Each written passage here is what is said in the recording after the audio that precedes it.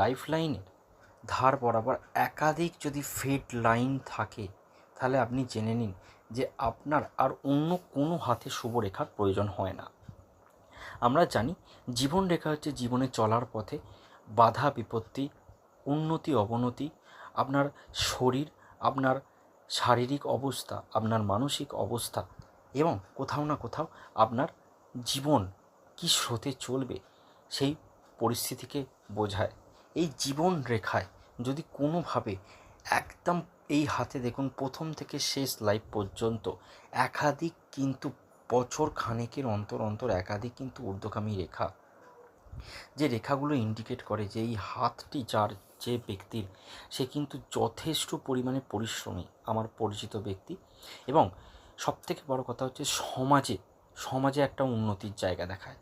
সমাজে একটা প্রতিষ্ঠার জায়গা দেখায়, সমাজে একটা সিকিউরিটির জায়গা